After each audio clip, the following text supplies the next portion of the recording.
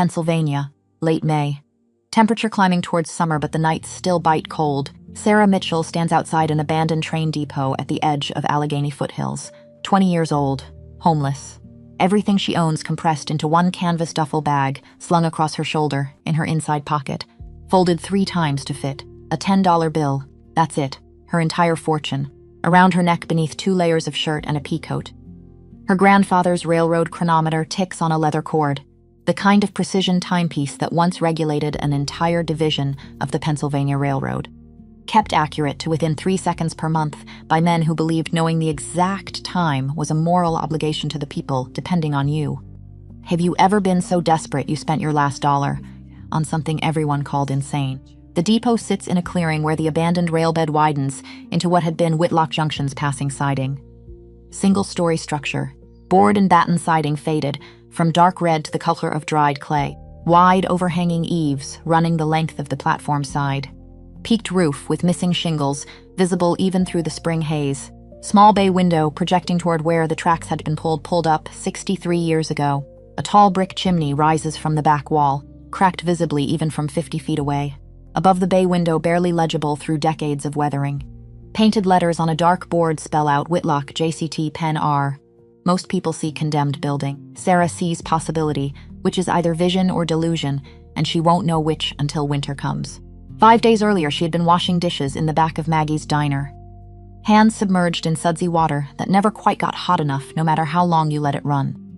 The radio on the shelf above the industrial sink carried a local public radio interview. Some journalists Sarah had never heard of talking to someone from Penn Forest Township about abandoned properties.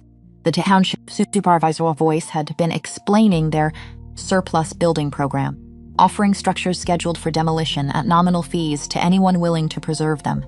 The list had included a schoolhouse, a Grange Hall, a creamery, and near the end described with bureaucratic flatness, a former Pennsylvania Railroad depot at Whitlock Junction, abandoned 1960, available for $10. Demolition scheduled if nobody claimed it. Sarah had stopped washing mid-plate, sudsy water dripping from her hands onto the rubber mat. The world contracting to a single point of focus, a train depot for $10. She had exactly $10. Not exactly. She had $827 in a checking account at Harrisburg Credit Union, but that was survival money. Rent money for the room above the diner, Maggie let her use. Food money, the kind of money you don't touch unless you want to be sleeping on benches again. The $10 in her pocket, though, that was different. That was the money left over after everything else got paid. The money that didn't matter, except now it mattered more than anything. Because 5 days ago, her entire life had fit into a cardboard box on a front porch. Her father, Christopher Mitchell, had been a railroad bridge inspector for Conrail. Died 8 years ago when Sarah was 12. A rusted-through bolt on a bridge near Johnstown finally gave way after he'd filed 17 reports saying it needed immediate attention. Reports ignored because of budget constraints. The bolt gave way while her father was underneath the structure doing his job. Being thorough, being precise, being the kind of man who believed that if you were going to inspect something, you inspected it right. The bridge killed him for his integrity. Before that, her grandfather, Kenneth Mitchell, had maintained signal equipment for the Pennsylvania Railroad. 32 years climbing signal towers in weather that would make normal people stay inside, checking connections, clearing ice from crossing gates, ensuring the lights that told engineers when to stop and when to proceed worked with absolute reliability, because the alternative to reliability was death. Both men had carried railroad chronometers, precision timepieces issued by the railroad, the kind that ticked against your chest like a second heartbeat, measuring time in increments so small they felt like promises. Her grandfather's watch map was the only thing Sarah had left of either of them. Until 5 days ago when her mother Patricia put it on top of a cardboard box like it was trash. Patricia had remarried 2 years after Christopher died, to a man named Donald Fletcher who worked in commercial real estate and drove a new truck every 18 months and didn't like Sarah. Not in the way some step-parents don't like stepchildren. In the way someone doesn't like a constant reminder of a life their spouse used to have before they came along. Donald had given Patricia an ultimatum in April. Her or me. Choose. Patricia chose. Sarah came home from her shift at Maggie's on May 15th to find every door in the row house locked. Every single one. Front door, back door, side door to the basement. Even the garage, a cardboard box, sat on the front porch. her clothes folded inside with the kind of care that made it worse somehow. Because it meant Patricia had taken time, had thought about this, had made a decision and then executed it with precision, on top of the folded clothes. Her father's chronometer, her grandfather's chronometer, the watch that had ticked against Kenneth Mitchell's chest for 32 years. The watch that had sat on his workshop bench stopped at exactly 7:23, when his heart stopped beating 14 months after his son's funeral, a note taped to the box. 3 sentences in Patricia's handwriting. "I'm sorry, you need to find your own way. This is for the best." Sarah had stood on that porch for 20 minutes, trying every door again even though she knew they were locked. Even though she could see Donald watching from the living room window to make sure she actually left. Then, she picked up the box and walked 11 blocks to Maggie's diner, carrying everything she owned. Maggie had taken one look at her face and pointed to the apartment above the restaurant. 2 rooms and a bathroom with a shower that only ran hot on Thursdays. $70 a week, which Maggie deducted directly from Sarah's paycheck before she could even think about spending it. 2 nights sleeping in that apartment. Then the radio interview. Then this. Margaret Walsh sat behind a metal desk in a 4-room municipal building that also housed the Volunteer Fire Department's administrative office. The Historical Society's filing cabinets.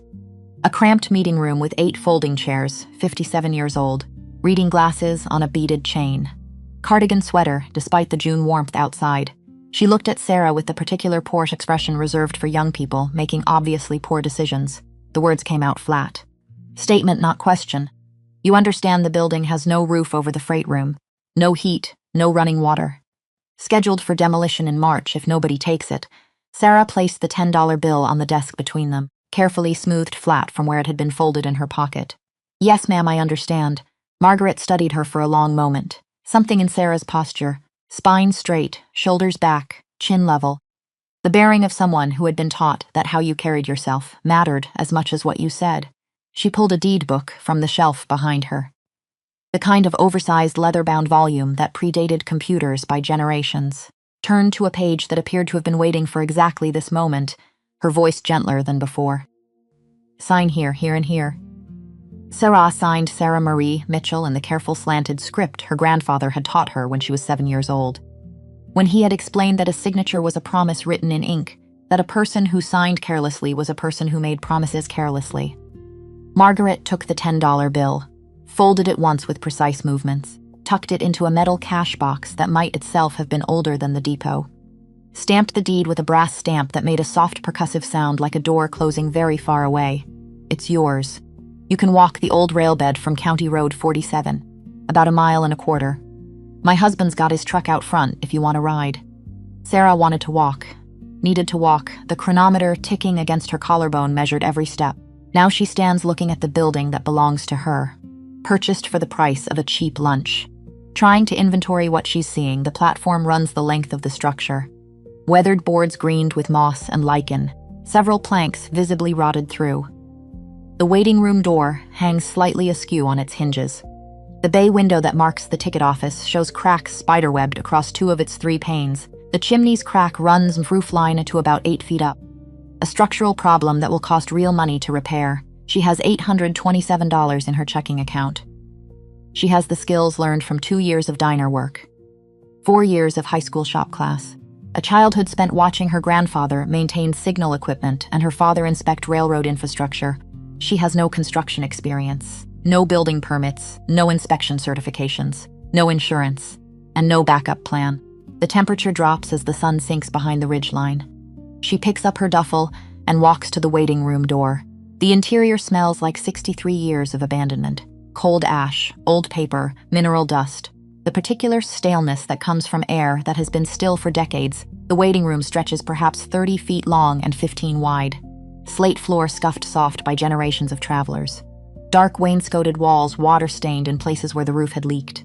A woodwinch running along one wall with carved initials visible even in the dim light. In the corner, a black pot-bellied stove sits cold, its flue pipe disappearing into the ceiling at the far end of the room. A closed wooden door set into the wall beneath where the bay window projects outside. The ticket office where the station agent had once sat watching for approaching trains. Sarah walks the length of the room slowly, her footsteps loud in the silence. She puts her hand on the pot-bellied stove's cold iron. Feeling the solidity of it, she puts her hand on the wooden bench. Fingers finding the grooves of initials carved by people who had waited here for trains that would carry them to Pittsburgh or Philadelphia or places she would never know. She puts her hand on the ticket office door and turns the brass knob. The door swings open into a space perhaps 6 feet square. A high wooden desk faces the bay window, positioned so the agent could watch the tracks. A tall wooden stool stands behind the desk. A row of pigeonholes built into the wall above the desk for waybills and receipts and the endless paperwork that had once regulated the movement of freight and passengers across state lines. A small iron safe with a combination dial sits on the floor in the corner, door hanging open, empty. A chalkboard mounted to the wall still shows the last entry ever written there. Ghosted in faint white chalk, 7:15 a.m. westbound last. Sarah sits on the wooden stool and looks out through the bay window at the empty rail bed. Spring evening settling over the clearing. The ground where the tracks had been showing nothing but ballast stones and weeds. She touches the chronometer through her shirt and thinks about her grandfather Kenneth Mitchell, who had spent 32 years maintaining signal equipment for the Pennsylvania Railroad, who had climbed signal towers in weather exactly like this, checking connections and clearing ice from crossing gates and ensuring that the lights that told engineers when to stop and when to breathe worked with absolute reliability, because the alternative to reliability was death. She slides off the stool and kneels to examine the floor beneath it. The floorboards in the ticket office are old pine worn smooth by decades of the agent's feet. She runs her fingers along the seams, feeling for anything irregular. Finds nothing. She examines the walls, the pigeonholes, the safe, the desk itself. Nothing obviously hidden. No loose panels, no secret compartments of the kind that exist in stories, but rarely in actual buildings. She stands and looks at the chimney. The brick chimney runs up through the ticket office, providing the structural support for the flue that connects to the pot-bellied stove in the waiting room. The bricks are old hand-fired clay from an era before standardized manufacturing. They show the irregularities of 19th century masonry work. But one section about chest height shows bricks that are slightly different, the mortar a fractionally different shade of gray. The spacing between courses just marginally tighter than the surrounding work. Sarah goes outside to her duffel and pulls out a flat stone she had picked up from the rail bed on her walk-in, roughly the size and shape of a putty knife. She comes back inside and uses it to carefully probe the mortar around the different-looking bricks. On the third brick, she tries the mortar, crumbles away with almost no pressure. Dry and powdery. Clearly much newer than the surrounding century-old masonry. She works the brick loose. Behind it, a small cavity has been carved into the chimney's interior. The space carefully lined with tin to protect whatever was stored there from moisture. Inside the cavity, she finds a metal cash box, smaller than a shoebox. The kind of fireproof container a shopkeeper might have kept under a counter. Next to it, a leather-bound diary, its cover cracked with age, a folded rectangle of fabric that turns out to be a railroad inspector's badge. A small cloth bag that clinks softly when she picks it up. She lifts everything out carefully and sets the items on the agent's desk. Her hands are shaking slightly. The chronometer ticks against her collarbone, measuring the seconds that stretch into the kind of moment that will later divide her life into before and after. The cash box opens with a key that is taped to its bottom. An act of trust or perhaps resignation. The logic of someone who knew that if the box was found, a lock would not protect its contents. Inside, bundled banknotes from the 1940s and 50s lay in neat stacks. 20s, 50s. A small stack of hundreds with paper bands that crumble at the edges when she touches them. She counts slowly. Twice to be sure, $6,840 in old United States currency. Beneath the bills, she finds a railroad chronometer, a Waltham 1892 model, the kind issued to station agents and dispatchers.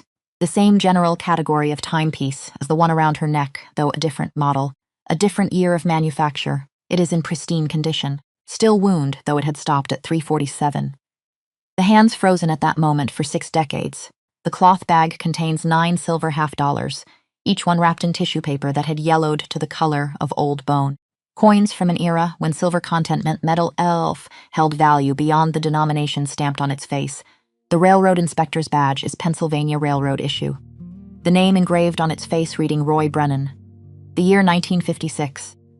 The badge an inspector would have been required to turn in upon leaving the railroad's employ, which meant Roy Brennan had either quit without following procedure or had left under circumstances that made returning the badge impossible or irrelevant. Sarah picks up the diary last. The leather cover is cracked along the spine, the binding loose but intact. She opens it to the first page and finds handwriting she will come to recognize over the next hour as belonging to Howard Brennan, station agent at Whitlock Junction from 1934 until the line closed in 1960. The early entries are routine, the daily log of a small station's operations, arrival and departure times, passenger counts, freight tonnage, weather conditions, the occasional note about track maintenance or signal repairs, but as she pages through the years, the entries become less frequent, more personal, and toward the end, they take on the quality of a man writing not to record events but to make sense of them. The entry from March 15, 1957 reads, "Roy and I argued today. He says the railroad is dying, says there is no future here. I told him a man does not abandon his post. He said I am living in the past. Perhaps he is right, but I do not know how to live anywhere else. April 2nd, 1957. Roy left last night, took his car, his clothes, did not say goodbye, left his inspector badge on my desk. I found it this morning when I came to open the station. He is 21 years old, and I have driven him away with my stubbornness. His mother would have known what to say. I did not. The months between April and December 1957 have no entries at all, just blank pages that speak louder than words could have. January 1960, the railroad is closing this line. Last train will run in June. After that, they will pull up the rails and lock the building. I have saved a portion of every paycheck for 26 years, hiding the money because I do not trust banks after losing everything in 1933. I am leaving it here for whoever comes next. Perhaps Roy, perhaps a stranger." The final entry, dated June 17, 1960, fills 2 pages to whoever finds this. "My name is Howard Brennan. I have been station agent at Whitlock Junction for 26 years. The railroad is closing this line today. There will be no more trains, no more passengers, no more reason for this building to exist except to shelter whoever needs it. I am 66 years old. I have no children. Not anymore. My wife Eleanor died in 1949. My son Roy left in 1957 after we argued about his future. He wanted to leave the railroad. I told him he was making a mistake. He left his badge on my desk and I have not heard from him since. I have saved every dollar I could spare. Hidden in this chimney. I do not trust banks after losing everything in 1933. Learned that institutions fail, but bricks at least stay where you put them. The chronometer was issued to me by the railroad in 1936. I am leaving it behind because I do not need railroad time after today. The trains will not be coming. If you are reading this, you came here after I am gone. Maybe the building has been forgotten. Maybe you came looking for shelter, or quiet, or a place to begin again. The depot has been waiting. Small stations are patient. They wait for trains. When trains stop, they wait for whoever comes next. I have been waiting at Whitlock Junction since 1934. I am leaving the waiting to you now. Take what is in this box. It is for you. The badge belongs to my son. If you find him someday, tell him I should have listened. Tell him his mother would have been proud of him for choosing his own path. Tell him I was too proud to say it when it mattered. Buildings wait. They wait for trains that do not come. They wait for people who do not return. They wait for second chances. Maybe you are someone's second chance. Maybe this building is yours. Howard Brennan. Station Agent, Whitlock Junction. June 17, 1960. Sarah reads the diary entry 3 times. Sitting on the stool in the fading light of a May afternoon. 63 years after the words had been written, the silence in the building is absolute. She thinks about the question everyone will ask when they find out what she has done. The question that Maggie will ask, that Margaret Walsh had almost asked, that her mother would definitely ask if she ever found out. Why would you spend your last $10 on a building with no roof? The answer sits in her lap in Howard Brennan's handwriting. Because buildings wait. Because someone has to be the person they wait for. Because her grandfather had maintained signals that kept strangers safe. And her father had inspected bridges that carried strangers across rivers. And both of them had believed that precision work performed in obscurity was the highest form of integrity, and this building was a monument to that belief. Even if nobody remembered the man who had staffed it for 26 years, she carefully folds the diary closed and sets it on the desk. She sets both chronometers beside it, her grandfather's and Howard's, and wins Howard's Waltham, setting the hands to match her grandfather's watch exactly. 5:47, both ticking now, synchronized, keeping perfect railroad time in a building where time had stopped mattering in 1960. Outside the bay window, the last light fades over the Allegheny ridgeline. The temperature dropping, she has a sleeping bag in her duffel. A camp stove she bought secondhand, a box of matches, And now $6,840 in currency that is probably still legal, tender, and might represent the difference between surviving until spring and freezing before Christmas. She has a building that needs a new roof over the freight room, a rebuilt chimney, new glass in the bay window, a functioning stove, weatherproofing around every door and window, and probably a dozen other repairs she has not yet discovered. She has no construction experience beyond helping her father build a workbench when she was 10. She has no truck, no tools beyond a basic hammer and screwdriver set, no generator, no power source beyond what she can carry in on foot or have delivered. She has something else, though. Something that has been missing since the morning a school counselor found her at soccer practice to tell her there had been an accident and her father was dead. She has a purpose that is hers alone, that nobody gave her and nobody can take away, that exists independent of anyone else's approval or support. Sarah Mitchell stands and speaks aloud to the empty depot. Her voice the first human sound the building has heard in years. "Mr. Brennan, I will take care of it." The chronometers tick in answer, measuring out the seconds that will become minutes. That will become hours. That will become the long, patient work of turning $6,000 house and a collapsing building into something that resembles a home. The understanding that has been building since the moment she heard the radio interview in Maggie's kitchen crystallizes into absolute clarity.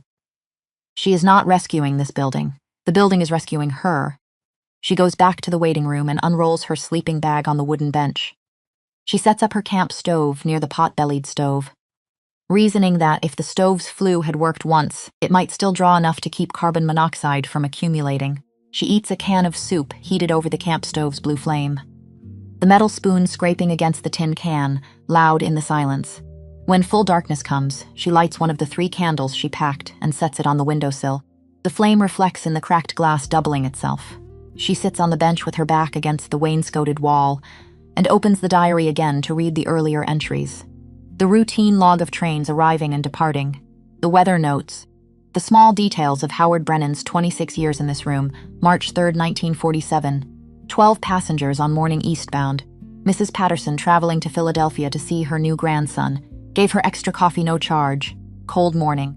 Coffee matters. For the first time since her father's funeral, Sarah Mitchell falls asleep feeling something other than grief or anger, or the hollow absence purpose should have been. She falls asleep feeling like she is exactly where she is supposed to be, doing exactly what she is supposed to be doing. And that the work ahead, however hard, however uncertain, is work that matters in a way that transcends practical considerations about money or safety or common sense. The morning arrives with pale light through the cracked bay window and cold that makes breathing visible. Sarah wakes stiff from the wooden bench and spends the first 10 minutes moving carefully, getting blood flowing back into legs that had been compressed against hardwood all night. The chronometers in the ticket office show 6:47. Railroad time. 3 seconds per month accuracy maintained across decades by men who believed that knowing exactly when the train would arrive was a form of promise-keeping. She makes instant coffee on the camp stove using water from her jugged bog and drink one standing on the platform, looking at the depot in full daylight. The damage is worse than she estimated the previous evening. The freight room section of the roof has not merely lost shingles. An entire section of the framing has collapsed inward, leaving a gap perhaps 8 feet across where weather has been pouring in for years, maybe decades. The platform boards are not just rotted in spots but structurally compromised, several of them flexing dangerously under her weight. The chimney crack she had seen from the ground extends higher than she thought, possibly all the way to the roof line, which means the entire structure might need to be rebuilt from the foundation up. She pulls out the small notebook she bought at a drugstore in Harrisburg and begins making a list: roof repair, chimney rebuild, platform replacement, window glass, door rehang, stove flue cleaning. The list grows to fill 2 pages. Each item represents money she does not have, and skills she will need to learn, and time she will have to spend in a building that might collapse on her before she finishes securing it. She flips to a clean page and writes at the top, "Things I know how to do." The list is shorter. Wash dishes, wait tables, make coffee, change oil in a car, replace a light fixture, build a workbench, read technical diagrams, use a level and a measuring tape, operate a circular saw and a drill. Below that she writes, "Things I need to learn." The list that follows is longer and more intimidating. Structural masonry, roof framing, load-bearing calculations, building codes, permit requirements, foundation repair, chimney reconstruction. Historic preservation standards, the gap between the two lists represents the distance between where she is and where she needs to be. The question is whether $6,000 and 6 months before winter is enough to cross that gap. She hears a vehicle coming down the old access road, engine loud in the morning quiet. A green township pickup truck appears through the trees and parks near the platform. Margaret Walsh gets out carrying a large thermos and a paper bag. The older woman's voice holds Carrie's concern underneath the practical tone. Figured you might need coffee. Real coffee, not the instant stuff. Sarah feels something in her chest loosen slightly. Thank you. I have a cup somewhere in my bag. Margaret climbs onto the platform carefully, testing each board before putting her full weight on it. She surveys the depot with the eye of someone who has probably been tracking its deterioration for years. You survived the night. Yes, ma'am. Find anything interesting inside. Sarah hesitates, then decides that Margaret Walsh strikes her as someone who can keep a confidence. Found a cash box hidden in the chimney.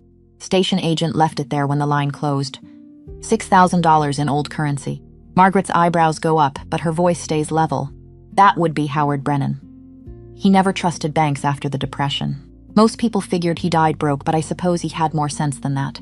The diary said he left it for whoever came next. Well, that would be you. Margaret pours coffee into 2 cups. Hands one to Sarah. You planning to stay? Yes, ma'am. Building needs about $15,000 of work to be properly weather-tight. You got $6,000. That leaves $9,000 you do not have. I can do some of the work myself. Save on labor. You know how to rebuild a chimney. No, ma'am. But I can learn. Margaret sips her coffee. Looking at the depot, at Sarah, at the list visible in the notebook Sarah has set on the platform railing. The silence stretches long enough that Sarah starts mentally preparing for the conversation where someone will explain all the practical reasons why this is impossible. Instead, Margaret says, my husband's cousin is a mason. Retired mostly, but he still does jobs for people he likes. Name's Kenneth Morrison. Goes by Kenneth. I could ask him to come take a look. Give you an estimate on the chimney. No promises he will take the job, but he is not the type to overcharge. I would appreciate that. There's a catch, though. You need to understand what you are up against. Township Board already scheduled this building for demolition next March. That was before you bought it. Now that someone owns it, Board will probably extend the timeline, but they are going to want to see real progress. Visible repairs. Evidence you are serious about preservation, and not just squatting in a condemned building. Sarah straightens her shoulders, the posture her grandfather had taught her when he explained that how you stand tells people whether they can push you around. I'm serious, I believe you. But the board includes Donald Crawford, and Donald owns half the commercial real estate in this county. He has been wanting this land for a storage facility development. He is not going to be happy someone got here first with $10. The building's mine legally. I have the deed. Legal and practical are 2 different things. Donald Crawford plays the long game. He will wait for you to run out of money or give up or fail a safety inspection. And then he will be right there with a purchase offer that sounds generous, but is really just him buying the land for less than he would have paid the township. Margaret hands her the paper bag. Brought you some sandwiches. You need to eat better than camp food if you are going to be doing manual labor. Sarah takes the bag, feeling the weight of it. Feeling the weight of kindness from a woman who has no obligation to care whether a 20-year-old stranger survives or fails. Thank you for the coffee and the food and the information about Crawford. Howard Brennan made coffee for every railroad worker who came through here for 26 years. Never charged a dime. He figured small kindnesses on cold mornings were worth more than money. I suppose I can bring you sandwiches without it being charity. Margaret finishes her coffee and sets the cup on the railing. I will come by Wednesday afternoon. Bring Kenneth with me if he is willing. In the meantime, you should take that old currency to the bank in Bedford. They will know how to handle it. And you should start thinking about priorities. Cannot fix everything at once. Figure out what keeps you alive through winter and what can wait until spring. She drives away, leaving Sarah standing on the platform with a thermos of good coffee and sandwiches, and the understanding that she is not entirely alone in this. Sarah spends the rest of the day taking complete inventory of the depot's condition.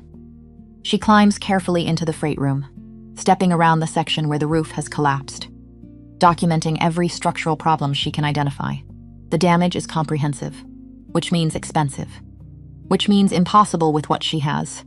Stop thinking like that the bank in Bedford occupies a brick building that has probably been there since before Howard Brennan started working at Whitlock Junction. Sarah walks in on Tuesday morning carrying the cash box and Howard's diary. Prepared to explain the situation to whoever will listen, the teller is a woman in her 50s named Patricia. Different Patricia. No relation to Sarah's mother. She examines the old currency with careful attention, consults with the branch manager, returns with news that all of it is legal tender despite its age. The exchange process takes 40 minutes and involves forms Sarah has never seen before, but when it finishes, she has $6,815 in modern bills deposited into her checking account. Combined with her existing $827, she has $7,642 available. The number feels simultaneously enormous and completely inadequate.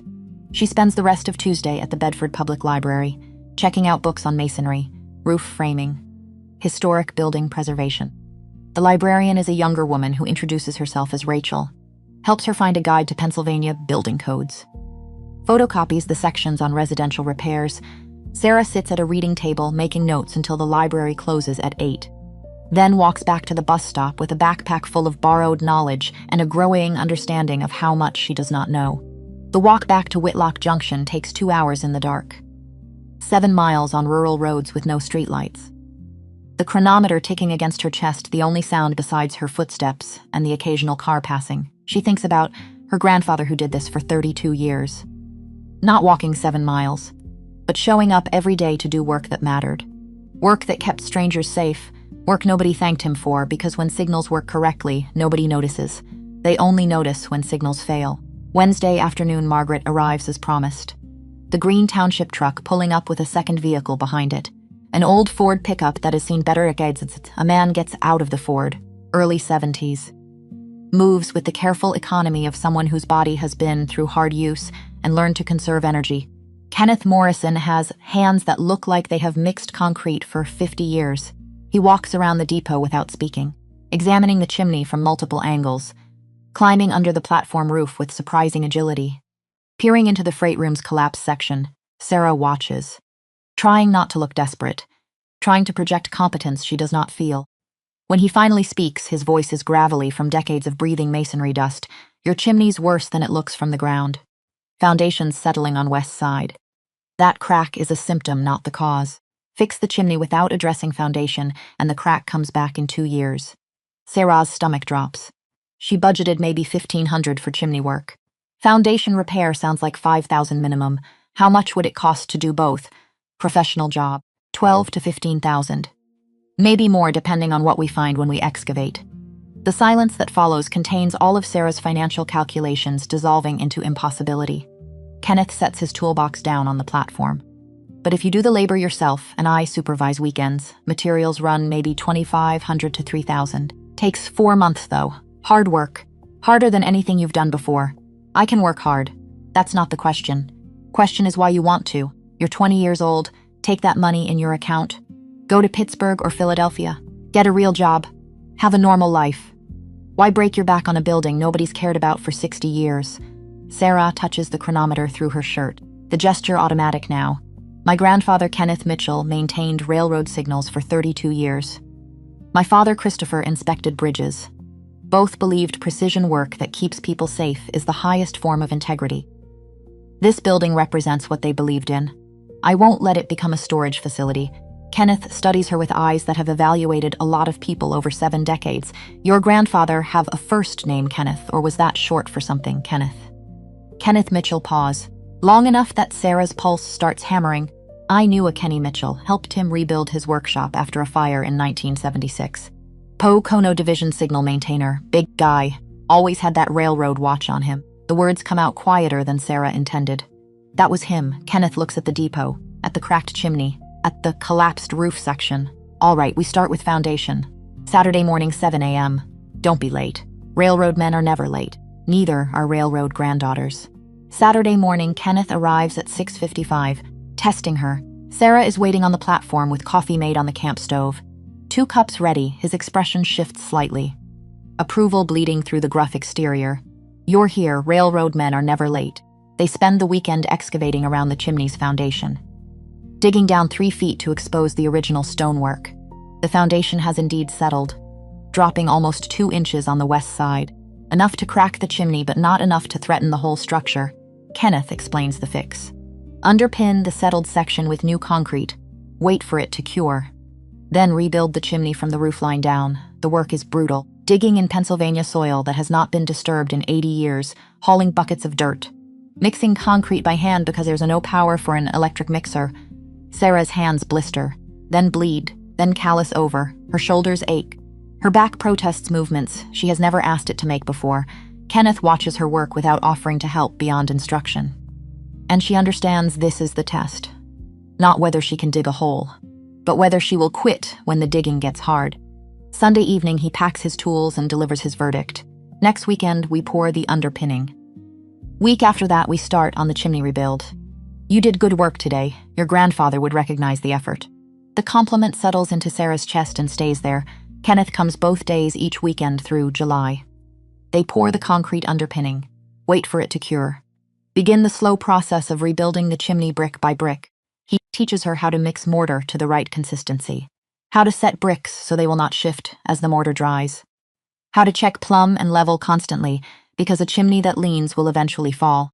The work is meditative in its repetition and exacting in its precision. Each brick has to be placed exactly right. Each mortar joint has to be consistent thickness. Each course has to be checked for level before proceeding to the next. It is the kind of work her grandfather would have recognized, where attention to detail prevents disasters and shortcuts lead to collapse. Margaret comes by Wednesday afternoons with coffee and township news. The third week of June, she brings information that changes the timeline. Township Board's meeting, July 15th. Donald Crawford's requested time to present concerns about the depot. He's going to argue for accelerated demolition. Claim the building's a safety hazard. If the board agrees they could move the demolition date from March to September, can they do that? I own it legally. They can if they declare it a public safety hazard. Condemned buildings can be seized and demolished, even with private ownership, if the municipality determines they represent imminent danger. Margaret hands her the township newsletter.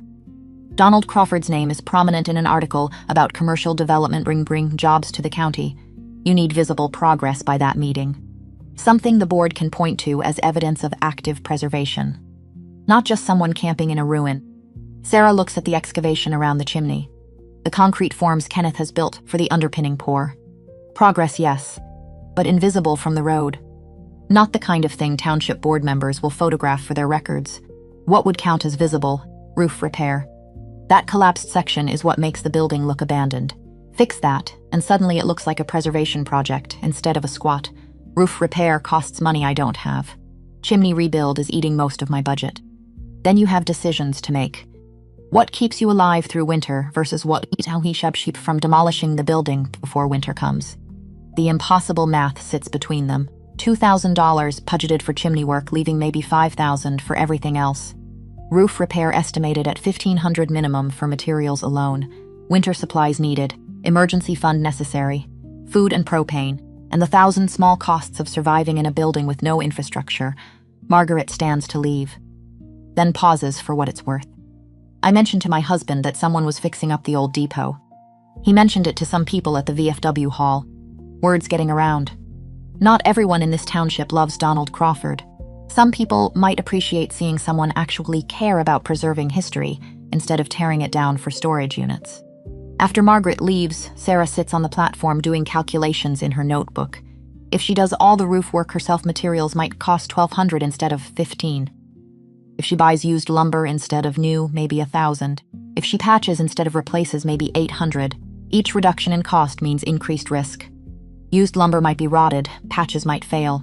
Doing it herself means no guarantee of quality, but no choice means no choice. Friday afternoon, Sarah is mixing mortar for practice, trying to get the consistency right based on what she has read in the masonry book. When a Ford F-250 pulls up the access road, the truck is new, expensive.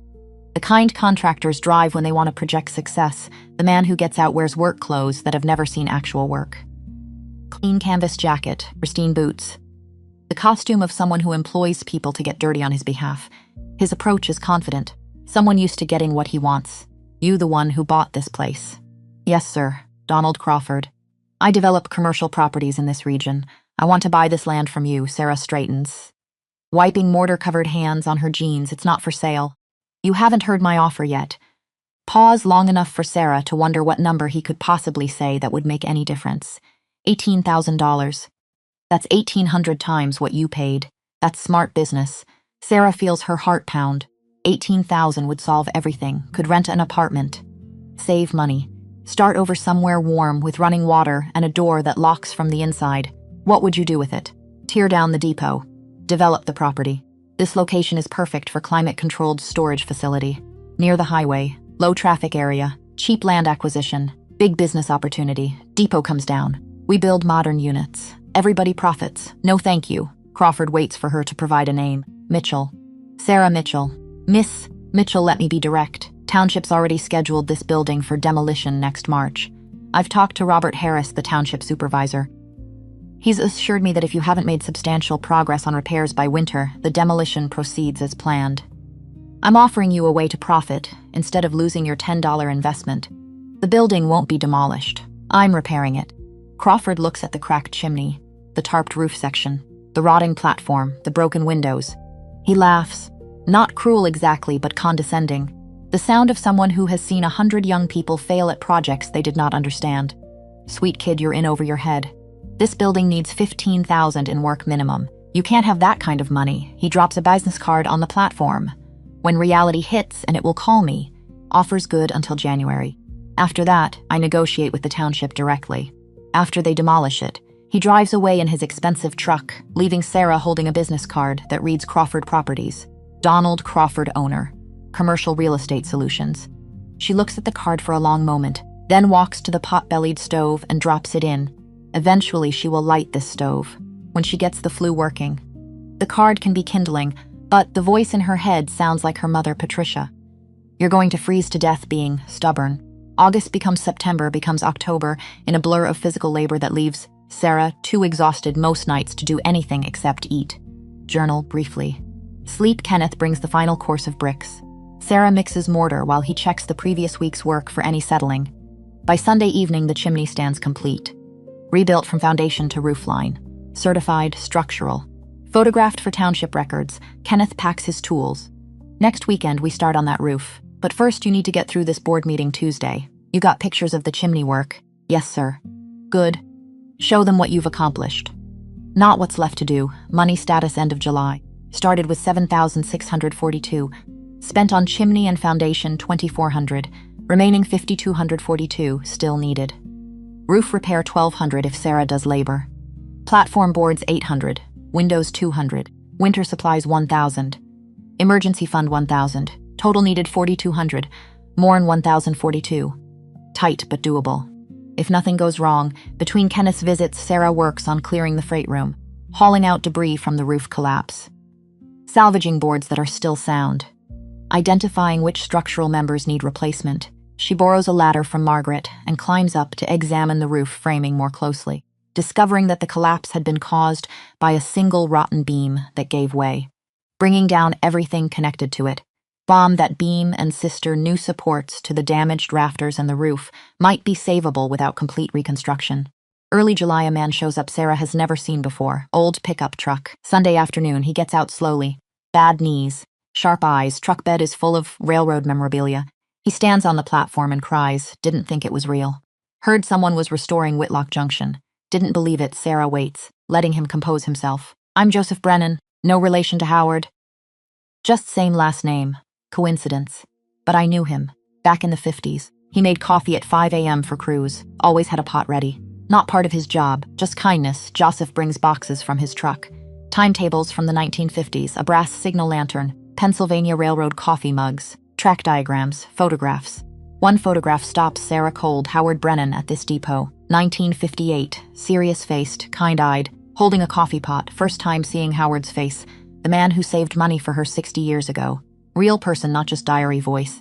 Can I leave these here? For the museum you're building. This isn't a museum. Joseph smiles. Not yet. He comes back every other Sunday after that, bringing more items, telling stories about railroad operations, when precision and timing were moral obligations, not quaint anachronisms. One Sunday he mentions casually, actually met your grandfather once. Kenny Mitchell came out to fix crossing signals in '58, taught me how track circuits work, saved my job. I'd been doing safety checks wrong, didn't know it. Sharp man, patient teacher. Sarah realizes the connections everywhere. Howard to Joseph to Kenneth Mitchell to Sarah. Chain across decades, Sarah uses Joseph's donated items, sets up display in waiting room, framed photographs. Howard at Depot 1958, railroad workers, signal lantern, timetables, track diagrams, makes Depot feel less like ruin, more like something worth preserving. The board meeting takes place in the cramped township meeting room at 7 p.m. on a Thursday evening. Sarah arrives at 6:45, the only person in the audience besides Margaret, and an older man she does not recognize. The 5 board members file in at 6:58, followed by Robert Harris, the township supervisor, a man in his late 50s who carries himself with the careful neutrality of someone trying not to offend anyone. Donald Crawford arrives at 7:02, 2 minutes late. Someone for whom promptness is beneath concern. Robert calls the meeting to order and works through regular business. Road maintenance, budget permit approvals, upcoming county fair planning. Before reaching Crawford's agenda item, discussion of 412 Whitlock Junction Road abandoned depot property, Crawford stands, distributing photocopied pages to the board members. A presentation prepared in advance with photographs of the depot's damaged sections. His voice carries the practiced cadence of someone used to presenting to decision-makers. The structure at 412 Whitlock Junction represents a public safety hazard. The roof is partially collapsed. The chimney is visibly cracked. The platform is structurally unsound. While I understand someone has recently purchased the property, purchasing a condemned building does not remove the township's responsibility to protect public safety. I'm recommending the board move the scheduled demolition from March to September and authorize immediate inspection to determine if emergency demolition is warranted sooner. Robert looks at Sarah. Miss Mitchell, you're the current owner. Would you like to respond? Sarah stands, aware that she has no printed materials, no photographs, no polished presentation, just the dirt under her fingernails and the truth of the last 6 weeks. The chimney foundation has been repaired and underpinned. The chimney itself is being rebuilt by a certified mason, Kenneth Morrison, who is supervising the work. The freight room has been cleared of debris and the structural damage assessed. Platform boards are being replaced as materials allow. The building is being actively preserved according to proper construction standards. It's not abandoned and it's not a hazard, one of the board members, an older woman named Helen, looks at Crawford's photographs, then at Sarah. These photos show significant damage. What's your timeline for completion, Faustion? Work is complete. Chimney rebuild should finish by August. Roof framing repair is to finish work's priority, then weatherproofing before winter. Full restoration will take longer, but the structure will be weather-tight and safe by December. Crawford's voice carries polite skepticism. With respect, Miss Mitchell has had 6 weeks. She's made some progress, I acknowledge that. But this building needs $15,000 minimum in professional repairs. The likelihood of a 20-year-old completing this work before winter without professional help is unrealistic. The township has already scheduled this demolition. We should proceed as planned rather than delay for a project that will likely be abandoned when reality sets in. The older man, Sarah, had not recognized stands up from the audience. I'm Kenneth Morrison. I'm the mason supervising the chimney work. The foundation repair was done to code. The chimney rebuild will be structurally sound and certified. Miss Mitchell is doing the work properly. She's not playing around. Helen looks at the other board members. I'm inclined to give her more time. September seems premature. Another member, a middle-aged man named Frank, nods agreement. If she's got professional supervision and she's making real progress, I don't see the emergency. Keep the March timeline. Reevaluate in December. Robert calls for a vote. The motion is to postpone demolition until March, contingent on demonstrated progress and winter habitability. 4 vote yes. 1 votes no. The 1 no comes from the board member who owns commercial property adjacent to Donald Crawford's existing developments. Crawford stands without visible reaction, collects his materials, walks out of the meeting room. Sarah has 8 months. Survive winter. Prove she's serious. Keep the depot. In the parking lot, under the harsh glare of a single streetlight, Crawford's voice is quieter than it had been in the meeting, but no less certain. You think you won something in there. You didn't. Winter in these mountains breaks everyone. Temperature drops to 0.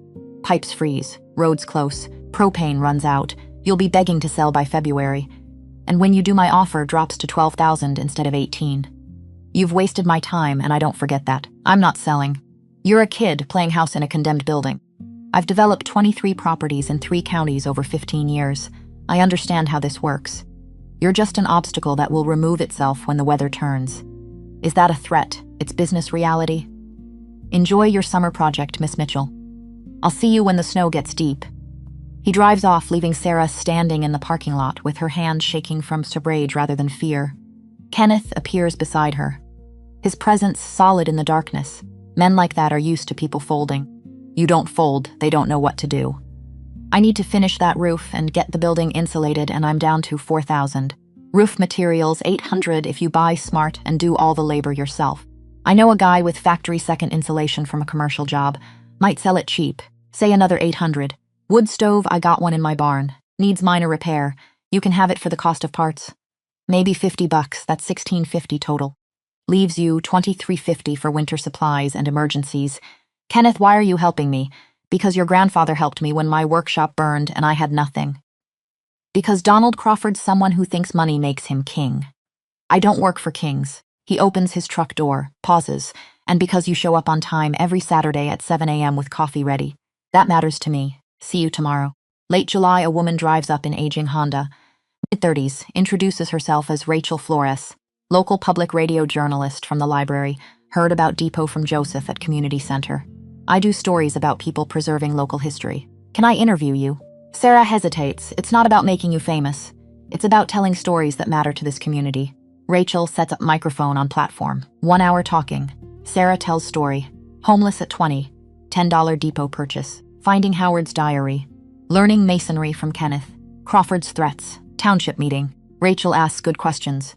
Why this building? What would your grandfather think? What happens if you fail? Sarah answers honestly. Doesn't realize how it sounds until Rachel plays recording back. Story airs mid-August. Rachel's show, Pennsylvania Backroads. Local public radio. Episode The Last Station Saving Whitlock Junction. For Sarah reading parts of Howard's diary aloud. Sounds of construction trades work. Kenneth talking about Kenny Mitchell. Joseph's railroad stories ends with Sarah. Buildings wait. This one waited for me. Story reaches 5,000 listeners. Local and regional only. Not viral. Just community awareness. Weekend after broadcast, 8 people visit Depot. Bring donuts. Coffee. $20 bills for restoration. Following weekend, 12 people. Month later, 15 to 20 visitors per weekend. Donations jar accumulates $240 in August. Township board members hear story. Harder for Crawford to claim nobody cares. Local pressure building. Robert Harris mentions to Margaret. Tell her keep doing what she's doing. Community's noticing. September brings roof work. Freight room section 8-foot hole. Been tarped since June. Tarp won't survive winter snow load. Kenneth helps assess framing. One main beam rotted through. Caused entire section to collapse. Plan. Replace beam. Sister new rafters to damaged ones. Materials $1,200 used lumber from salvage yard. Sarah does all labor herself. Kenneth supervises weekends. 3 weeks of work. Remove damaged sections carefully. Install new main beam. Sister rafters. Redeck roof. Install shingles. Sarah learns carpentry her father never taught. Cut rafters at correct angle. Toenail joints for strength. Recognize wood rot before structural failure. By end September roof is complete. Weatherproofed. Photographed for township records. Kenneth's contact has commercial-grade insulation. Overstock. Sells for $600 instead of $800. Sarah buys immediately. Week late October installing. Ticket office walls where she'll sleep. Waiting room walls. Ceiling in both spaces. Freight room waits till spring. She'll live in waiting room and ticket office through winter. 2 smaller spaces easier to heat. Wood stove installation early November. Kenneth brings stove from barn. Needs minor repair. Cracked flue collar. Parts $50. Weekend installing. Clean potbelly stove flue finally after 6 months. Install wood stove in waiting room. Connect to chimney they rebuilt. Test draw works perfectly. All that chimney work paid off. First real fire November 8th. Heat spreading through Depot. First time building feels genuinely warm since Sarah arrived. She cries. Not from sadness. From relief, she might actually survive this. First cold snap mid-November. Temperature drops to 20 degrees overnight. Sarah tests winter setup. Wood stove keeps waiting room comfortable. Ticket office smallest space stays warmest. Sleeping bag rated to 0. Has 4 cords firewood stacked outside under tarp. Propane for camp stove. Water from weekly Margaret deliveries. She can do this. She can survive winter. Maybe late November Margaret brings news that makes Sarah's chest tighten. Donald Crawford filed formal petition with Township Board. Petition signed by 47 residents. Mostly his business associates. Calling for immediate demolition, arguments. Building is blight. Attracts trespassers. Lowers property values. Bide Bards reconvening December 15th for another vote. Crawford's pushing hard. You need community support. People who will speak up for you at the meeting. Crawford's got 47 signatures. You need faces. Voices Sarah has 3 weeks to build community she hasn't built in 6 months.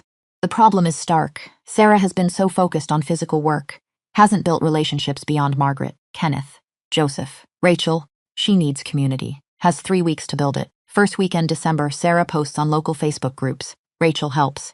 Open house at Whitlock Junction Depot. Saturday, Sunday 10 a.m. to 4 p.m. Free coffee. Howard's tradition. See restoration progress. Saturday, 22 people come. Sunday 18, most never heard of Depot before. Leave impressed, didn't know this was here. My grandfather worked for Penn Railroad. This is beautiful. Can't let it get torn down. Sarah starts counter petition. Preserve Whitlock Junction Depot as historic landmark. Community heritage deserves protection by December 14th. 41 signatures. Not as many as Crawford's 47, but close. And these are people who actually visited, who saw the work, who care. Joseph suggests someone. Retired railroad guy, lives next valley. Knew Howard back in 50s. Might help. Sarah visits. Shows him Howard's diary. Man's name is Frank, he reads. Cries, I remember Howard. Good man. Always had coffee ready. I'll speak at the meeting. Sarah uses Joseph's donated items more strategically now. Display in waiting room. Framed photographs. Howard at Depot 1958 holding coffee pot. Railroad workers. Signal lantern. Timetables Howard's diary in protective case. Open to June 17, 1960 entry. Purpose. Show this is preservation, not squatting. History worth saving, not blight worth demolishing. The December meeting packs the room. 60+ people, over capacity. Nobody cares, Donald Crawford front row. Petition supporters around him. Sarah's side, Margaret, Kenneth. Joseph, Frank, Rachel.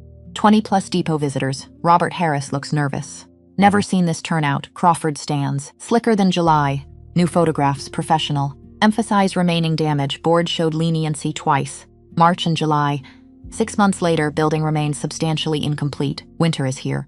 Likelihood of abandonment increases daily. Shows petition. 47 signatures. Community concern about ongoing blight. Safety hazard. Recommend board restore original demolition timeline March. Authorize final inspection February to determine if emergency demolition warranted if property found abandoned. Sarah stands. No fancy materials. But this time has people Lano repaired certified. Chimney rebuilt certified. Roof structurally sound weatherproofed. Building fully insulated. Heated with certified wood stove. Survived November at 20 degrees. I'll survive February at 0. Building is not abandoned. Not a hazard. It's being preserved correctly, and people care about it. Kenneth stands without being recognized. I've supervised every repair. All to code. Foundation solid. Chimney certified structural. She's not wasting time. She's doing it right. Your problem isn't buildings unsafe. Your problem is she won't sell it to you. Silence. Board members exchange glances. Joseph stands. Howard Brennan ran this station 26 years. Served coffee to workers who weren't his responsibility because he believed small kindness mattered. Sarah Mitchell's honoring that legacy. Woman stands. Sarah doesn't know her. I'm Shirley Allen. My father worked for Penn Railroad 40 years. This depot meant something to him. It should mean something to us. 5 more people speak. Local residents. Depot visitors. History enthusiasts. Crawford's face gets tighter with each speaker. Sarah presents counter petition. 41 signatures. These are people who visited, who saw the work, who believe preservation matters more than storage units. Robert examines both petitions. Crawford's 47 names, many same addresses. Business associates. Sarah's 41 names. Spread across township, real individuals, motion. Payne March 1st demolition date, contingent on demonstrated winter habitability. Completion of essential repairs. Final inspection March 1st. If Sarah's still there, healthy progress sufficient. Demolition canceled permanently. Vote 4-1. Same split as July. Crawford's ally votes no. Everyone else, yes. Filtzing gets to stay if Sarah survives winter. Crawford finds Sarah in parking lot. Voice cold. Few more months. That's all you bought. February in these mountains is brutal. Temperature drops below 0 for days. Roads close. Propane delivery stops. You'll be living in freezer burning firewood you can't haul because you don't have truck. When you give up and you will don't call me. I'll buy land from township after they bulldoze. You had your chance. I'm not giving up. We'll see. Winter hasn't really started yet. Talk to me in February when you've been cold for 60 straight days. He drives off. But 10 people surround Sarah after Crawford leaves, offering help. I have extra firewood. You can have it. My son can check your stove monthly, make sure it's safe. I'll bring groceries weekly. You shouldn't walk to town in snow. Need anything you call. We're neighbors now. Sarah realizes she has community. Not just Margaret and Kenneth. Actual network of people who care. This changes survival equation. December becomes January, becomes February in white blur of snow and cold that tests Sarah in ways physical labor never had. Wood stove works perfectly once installed. But keeping it fed means hauling logs from woodpile behind building every few hours, splitting kindling when supplies run low, maintaining fire overnight so building does not freeze while she sleeps. Temperature drops to 5 above zero, stays there for week, then drops to 0, then below. Water freezes in bucket by door. Frost builds up on inside of windows despite insulation. Breath visible even inside ticket office, where she sleeps in winter sleeping bag under 3 blankets. Margaret comes every Wednesday with soup and bread and sharp assessment of Sarah's condition. You look thin, need to eat more. I'm eating. Just burning a lot of calories staying warm. Hauling firewood, board's going to check on you first week of March. Robert Harris said Crawford's been calling him weekly, asking if you've abandoned the place yet. You need to be visibly healthy. Not just alive, Sarah has lost maybe 12 pounds since June. Face thinner, body all lean muscle and determination. She eats the soup and bread Margaret brings, supplements with canned goods and oatmeal and coffee. Tells herself she can put weight back on in spring. Community support network activates. Kenneth Sundays checking stove bringing pastries. Joseph Tuesdays with coffee and stories. Shirley Allen Sundays with groceries hot meals. Michael Johnson Shirley's son Fridays with firewood from family supply. Sarah's not alone, but also doing survival herself. They can't live through winter for her, can only help her live through it. Mid-February brings hardest week. Temperature -8 for 5 straight days. Wind 30 miles per hour constant. Wind chill -30. Roads close. Ice storm. No visitors for 6 days. Firewood supply getting low. Burns 1 cord that week alone. Used 3.5 cords total November through February. Has half cord left March still 2 weeks away. Calculation. Half cord equals maybe 10 days at normal rate. Maybe 7 days at this rate. If cold breaks, if she's careful, if nothing goes wrong. February 18th, Sarah sits in ticket office, both chronometers ticking, stove burning low, rationing wood, temperature 5 degrees outside, maybe 45 inside, can see breath even near stove, hands numb, exhausted from broken sleep. Waking every 3 hours to feed stove, thinks for first time. Crawford was right. I can't do this. First time, considering quitting since signing deed, has phone. No service here but works in town. Could walk to town tomorrow, call someone, Patricia maybe, beg for room, or just give up. Except that some things are impossible, looks at Howard's diary on desk. Buildings wait, looks at chronometers still ticking. Perfect time. Grandfather kept signals working in weather exactly like this for 32 years. Father inspected bridges in ice storms because alternative to reliability was death. They didn't quit, neither will she even if it kills her. Better to die trying than live knowing she quit. Not today. Not yet. Weather breaks February 23rd. Temperature climbs to 28. Feels like summer. Sarah goes outside without heavy coat. First time in weeks. Sun on face. Can breathe without pain. Wood supply 7 days left at normal burn. March 1st inspection 6 days away. She'll make it.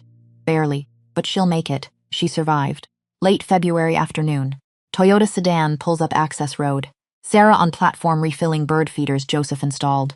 Woman gets out, moves with hesitation. Like approaching place she's not sure she belongs.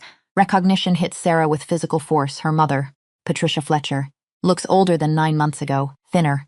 Wearing clothes chosen to project stability, not personality. Voice quiet, almost apologetic. Sarah. Yes, ma'am. I'm Patricia. Patricia Harper now. Divorced. Using maiden name. I was Patricia Mitchell. She stops. Starts again. I read about this. Heard the radio story Rachel did. About you being homeless. About buying depot with $10. About the chronometer, Sora says nothing. Body absolutely still. Grandfather's stance when danger is near. I came to explain. Not ask forgiveness. Don't deserve that. Just to explain. You don't need to. Pleads. Let me say this. Patricia looks at depot. Repaired chimney. Sound roof. Evidence of months transforming ruin into something habitable. When your father died, I died with him. Not fair to you. You lost father then, lost mother too, because I couldn't function. Couldn't see anything except his absence. Pause. Long enough, Sarah can hear chronometer ticking through shirt. When Donald came along, he was someone who didn't remind me of Christopher, didn't talk about railroads, didn't smell like steel, didn't make me remember, but he also didn't like you. Said you were constant reminder of everything I'd lost. He made me choose. Tears running down Patricia's face now. I chose wrong. I chose survival over love. I locked those doors, put your things in box, put your father's watch on top like it was garbage. I knew what that watch meant. I did it anyway because I was weak. Where's Donald now? Left him in August. 3 months after I locked you out. Moved to Bedford. Small apartment. Started seeing therapist. Trying to understand how I became someone who would do that. Patricia looks at Depot again. Your father would be so proud of this. Sarah's voice comes out sharper than intended. Don't talk about him like you knew him better than I did. I'm the one who kept his legacy. I'm the one who remembered the railroad. Not you, silence stretches, wind in eaves, river audible in distance. You're right, I'm sorry. What do you want from me? I'm not asking to be in your life, but I'd like to be nearby. Come by sometimes. Drink coffee, just be here. Why? Because I'm starting to wake up. After 9 months of being numb. First thing I feel is regret. I'd like to do something about regret while I still can. Sarah thinks about Howard and Roy. 63 years apart, both sorry. Neither said it while it mattered until too late. Voice comes out steadier than she feels. You can come by, coffee's free. But I'm not calling you, Mom. I don't know what you are to me anymore. That's fair. The letter arrives same week. Forwarded from township office to Margaret to Sarah. Philadelphia postmark, shaky handwriting. Return address at retirement community. Dear Miss Mitchell, I heard Rachel Flores radio story about Whitlock Junction. I heard you read my father's diary. I am Roy Brennan. I'm Howard Brennan's son. I'm 82 years old. I left in 57 after we argued. He thought I was making mistake. I thought he was stuck in past. We both said things we couldn't take back. I left my badge on his desk and drove away. I tried to contact him in 1962.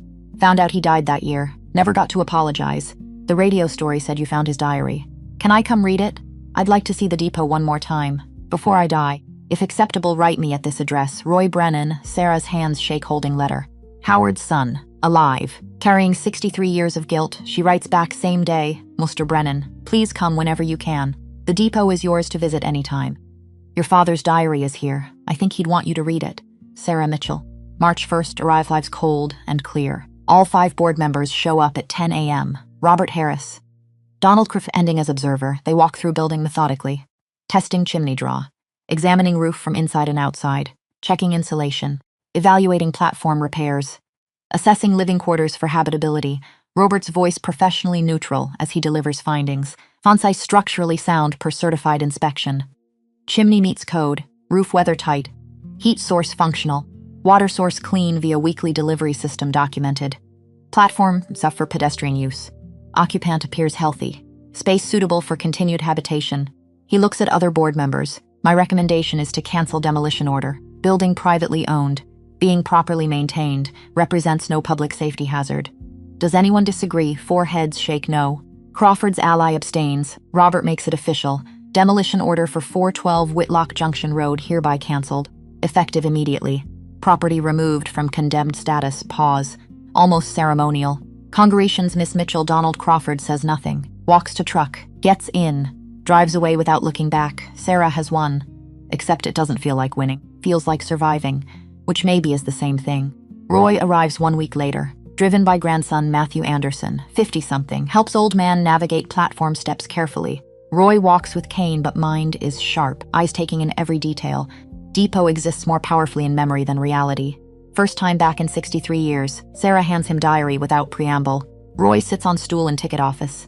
Same stool his father sat on for 26 years. Reads slowly. Tears running down weathered face.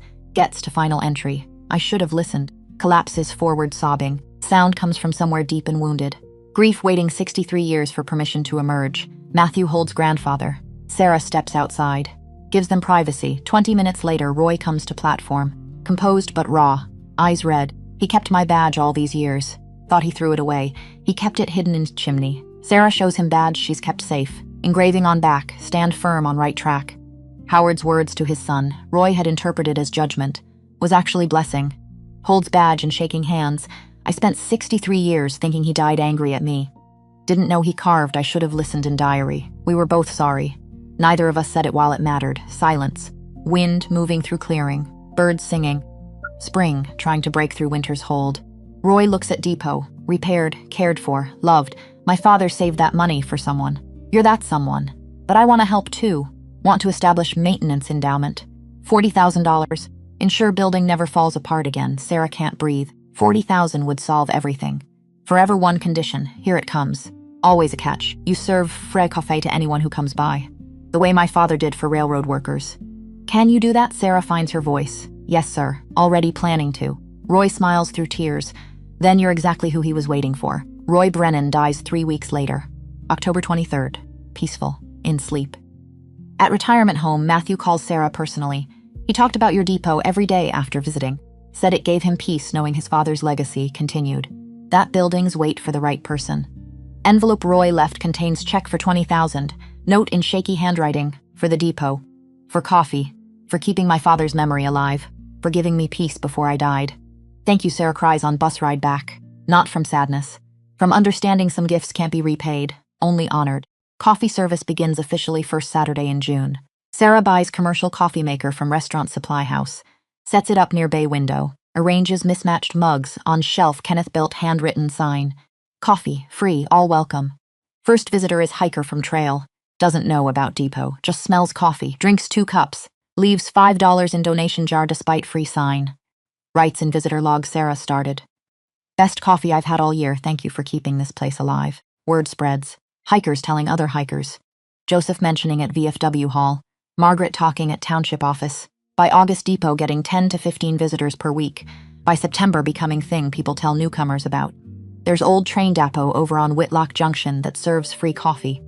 Worth the walk if you like history. Kenneth comes every Sunday morning, 7 a.m. Always bringing pastries from Bedford Bakery. Always sitting on platform drinking coffee, talking about nothing particular. Joseph comes Tuesdays and Thursdays, sometimes bringing people, other retired railroad workers, local historians, teachers planning field trips. Margaret comes Wednesdays with flowers for waiting room and township updates. Rachel comes Fridays to write. Setting up laptop at waiting room table. Says depot quiet enough to actually think. Patricia comes Saturdays, slowly rebuilding relationship. They don't talk about locked doors or Donald or 9 months absence. Talk about weather, township news, visitors who stop by progress, measured in small increments, like chimney rebuilt brick by brick. One afternoon, Patricia mentions while washing mugs, thinking about moving to Bedford permanently. Would be easier to visit without whole day trip. Sarah feels something loosen in chest that's been tight since cardboard box on porch. That would be good. They don't hug. Not there yet. Maybe never. But Patricia smiles, really smiles, and Sarah understands forgiveness is not event but process, practiced over time until becomes natural. September brings anniversary Sarah marks privately. 1 year since Patricia locked doors. 1 year since cardboard box. 1 year since she walked to Maga's diner, carrying everything she owned. Evening of anniversary, Sarah closes Depot 6 as usual. Steps onto platform. 20 people standing there. Food, thermoses, lanterns, portable heaters. Kenneth speaks without preamble. Figured you might want company tonight. They sit on platform despite September chill. Portable heaters keeping worst cold away. Food appears. Sandwiches, cookies. Cake, someone baked with Whitlock Junction written across it in green frosting. Joseph raises mug. To Sarah Mitchell, who saved a station and built a community. Margaret raises hers. To stubborn young women who don't quit when everyone says they should. Kenneth raises his. To Kenny Mitchell, wherever he is watching his granddaughter do him proud. Rachel raises hers. To Howard Brennan, who trusted someone, would find his diary and understand. Patricia raises hers. Voice shaking. To second chances, Sarah raises hers. To small kindnesses. To patient buildings. To this place and everyone who helped save it. They drink coffee spiked with whiskey someone brought. Eat cake, tell stories. And Sarah understands with clarity that feels like physical warmth. She was pushed out of one home to find another. Lost biological family to gain chosen family. Spent $10 to buy building. Got back purpose worth more than any accounting could measure. Depot didn't need rescuing. Depot rescued her. Late summer brings expansion Sarah didn't plan. Roy's $40,000 sits in trust account. First time she can make decisions based on what should be done rather than what she can afford. Hires electrician from Bedford. Runs power from township line. Installing outlets and overhead lights, transforming waiting room from candlelit space into normal habitation. Contractor insulates freight room properly. Painters cover water-stained walls with cream paint making rooms and feel twice as large. By October, Depot looks less like restoration project, more like restored building. Sign above bay window repainted.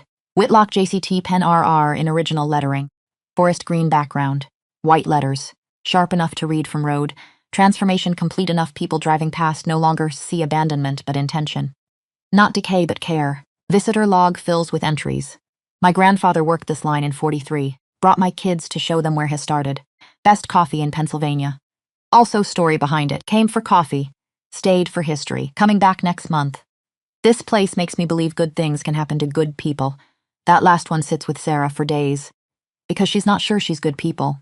Just desperate people who got lucky, except. Maybe desperate and lucky is enough. Maybe good is what you do with what you're given. And she was given $10 and condemned building and diary from dead man. And she turned it into this. Spring arrives, Pennsylvania hills losing frozen hardness by degrees.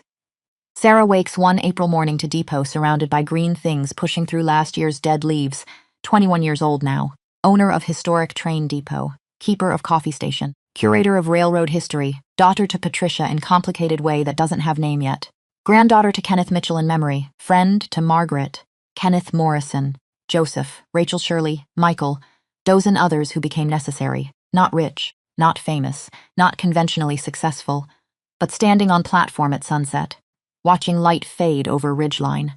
Hearing river in distance way Howard described it, Sarah Mitchell understands with certainty that feels like bedrock. She's exactly where she belongs. May brings official recognition. Township board votes unanimously. Historical landmark designation. Bronze plaque installed on platform wall, Whitlock Junction Depot, Pennsylvania Railroad, 1889 to 1960, restored 2022, designated historic landmark Penn Forest Township. Visitors increase through summer. 15 to 20 per week becomes 40 visitors weekly by August, evening alone after everyone leaves. Sarah sits with both chronometers, sun disappearing behind ridgeline, both ticking perfect synchronization, railroad time. 3 seconds per month accuracy.